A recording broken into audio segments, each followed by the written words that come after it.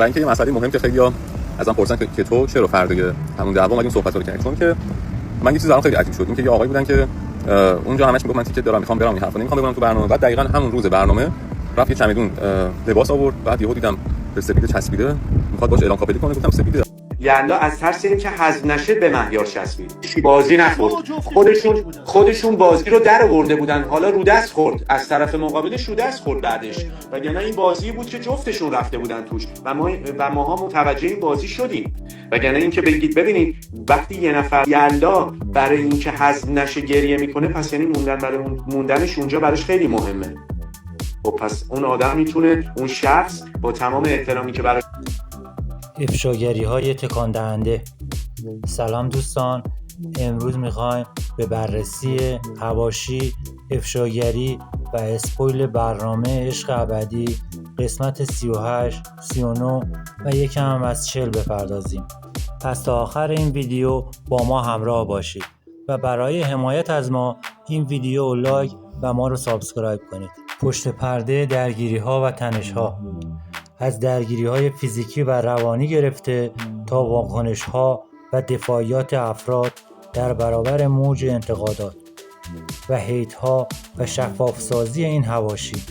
از اسپویل برنامه توسط نازنین شروع می‌کنیم تا تحویل گرفتن کلید از یاشار.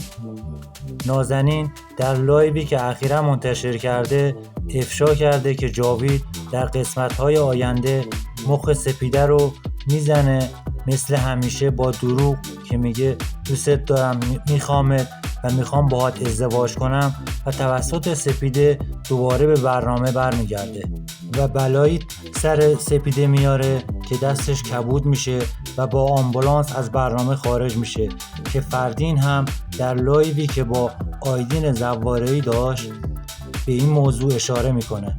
سپیده رقیب جدیده. تو چی دقیقاً رقیبمه؟ من که خارج شدم از برنامه و اینکه سپیده خودش افتاد تو تور و سپیده بازی خورد و خیلی اتفاق بدی براش تو برنامه افتاد. جاوید سپیده رو خیلی اذیت کرد. من خودم سر سپیده ریدم به جاوید، گفتم تو از اون دختر سوء استفاده کردی، برگردی داخل برنامه.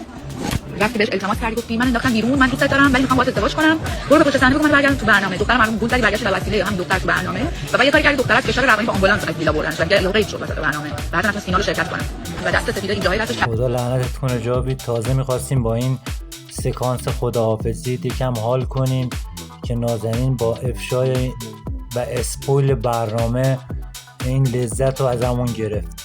و همچنین فردین در ادامه هشدار میده که در قسمت‌های آینده اتفاقات عجیبی رخ میده، تا جایی که برخی از شرکت کنندگان دیگر نمیتوانند در چشم خانواده‌هاشان نگاه کنند و حتی زندگیشان تحت تاثیر قرار میگیرد.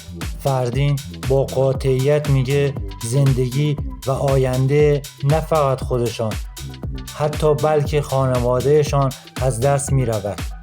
یکی از نکات تکان دهنده‌ای که فردین افشا میکنه تهدیدهای شبانه کارگردان برنامه است که یک شب همه را جمع میکنه و میگه این برنامه متعلق به یکی از افراد بزرگ ترکیه که اگر لازم باشه میتونه کاری کنه که شرکت کنندگان دیگه نتونن به کشورشون برگردن، و اینکه این تهدیدها باعث رعب و وحشت بین همه شرکت کنندگان میشه.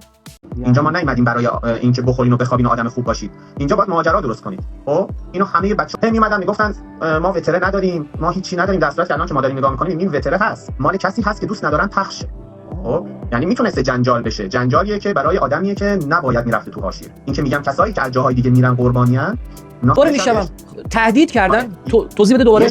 یه شبش خب حالا اسم کارگردان رو نمیارم، گفتن ساعت 11 و 12 شب بود، اومدن هممون رو دور هم جمع کردن، گفتن آقا با این روشی که شما دارین میرین جلو کار ما نمیشه، شما یه قراردادی رو امضا کردین، این برنامه هم مال یه شخصیه که خیلی رابطه نزدیک به دولت ترکیه داره و یه کاری نکنید که مشکل براتون به وجود بیاد، حالا چه کسی که اومدی اینجا چه کسی که اینجا زندگی ولی از یه جایی به بعد اینقدر فشار روی روانی اومد دیگه شروع میشه. یعنی فصل دوم عشق ابدی یه جوریه تا یه جایی ملایمه، تازه الان ملایمش هم آنچنان ملایم نیست، از یه جایی به بعدش بمب. میتونم بهتون بگم قسمت 38 39 به بعد اصلا جایی هستی که یهو اگر نصف شب حذف شدی همون لازم میندازنت بیرون. نه اینجوری نیست که بهت بگن تا صبح تو ویلا بخواب. نگاه کن ویلاه 2-3 ساعت از استانبول دوره، 2 ساعت فکر می‌کنم. توی جای مثل یعنی جای بافت خیلی روستایی و قدیمیه، یعنی جمعش جاده خاکی و علفزارای، یعنی توی شب واقعا ترسناک. شما اگر شب مثلا حالا ما شانس آوردیم توی روز حذف شدیم، اگر همون فینال حذف می‌شدیم برو بیرون، همون لحظه ساعت جمع کن برو بیرون. نگاه کارگردان اینجوریه، برو بیرون، یک دقیقه حق نداری توی ویلا. ما هنوز نمی‌دونیم با چه تیمی طرفیم، با چه کارگردان فوق حرفه‌ای طرفی شده باشی. یه آدمو می‌کنه تو برنامه به خاطر چیزای حالا مسائل جنسی، توهینای جنسی، زد و خوردهای فیزیکی، بعد یه زد و خورد خیلی بده، خیلی بد، شاید اگر سانسور نشه نمیدونم. پس دیگه بعید میدونم کارگردان از این سکانس بگذره، سکانس میلیونی بیرون و همه نگران امنیت خودشون و خانواده‌هاشون شدن. و اما آقا معین درباره سانسور و حذف بخش‌های مهم برنامه میگه که در قسمت‌های پخش شده فقط دعوای خودش و یاشار نشان داده شده است، در حالی که اتفاقات دیگری هم رخ داده که به طور کامل حذف شده. این سانسور باعث شده مخاطبان تصویر کاملی از واقعیت و پشت پرده نداشته باشند و قضاوت‌ها بر اساس اطلاعات ناقص شکل می‌گیره. حالا این مسئله که گفتم بعداً راجعش باهاتون صحبت می‌کنم، همون بحث قسمت 38 تا 39 فکر کنم 37 بود دیگه، که من با یاشار دعوا می‌کنم، ولی در واقع اون وتری که از مهیار پخش شد کلاً یه اتفاقای دیگه اونجا افتاد که اونا رو اصلا نداشتن. یعنی اونجا که وتر پخش شد من خب حالا با مهیاری بحثی کردم، بعد رفتم بیرون توی صندلی پایین نشستم که فرناز و اصل و احسان و گیرند خدا بودن، که بعد مهیار که تو نشسته بود روی مبل بالا داشت صحبت می‌کرد، یه بنده خدا پاشو رفت و من خوشبختش رفتم تو، باز به مهیار کلی ولی گفتیم. بعد اومدیم بیرون، دوباره من نشستم اونجا، دوباره مهیار اومد بیرون که اونجاش معذرت‌خواهی می‌کرد، باز من اونجا کلی بهش حرف زدم، بعد رفتم سمت یاشار به خاطر حرفی که روز و اصل هم در مورد دعوای شب قبل ویلا میگه که بحث به جاهایی کشیده شد که نباید میشد و معتقده که بی فکر صحبت کردن برخی ها باعث شد بحث ها بالا بگیره و خودش ترجیح داده که سکوت کنه تا اوضاع بدتر نشه. اصل تاکید میکنه که سکوتش به معنای بی‌تفاوتی نبوده، بلکه از استرس و ناراحتی ناشی از بالا گرفتن بحث‌ها بوده. چجوری یادتون میاد که یلدا تا اینکه تو برنامه بود با علی هم بود، یعنی در ادامه میبینید که حالا یه مهمونی میاد و همزمان با یلدا میاد و بعد چه بحثایی پیش میاد. تو رو خدا کار نکنید اسپویل کنم برای چیزا دیگه. وقتی ما میدونستیم طرف تا اینکه تو برنامه بوده با یکی دیگه تو رابطه بوده و تازه داشتن کات می‌کردن، یعنی که مثلا داستان یاسمن که من گفتم جاوید حرفو زده، مگه یلدا نمیگه منم شنیده بودم، چرا قبل از این یه بار دهنشو باز نکرد؟ فقط تو ویلا که 1% میشد به نفعش باشه که حالا مهیار حذف نشه بتونه کاپل بمونه، بتونه تو ویلا بمونه، یادش افتاد که این حرفو از من شنیده.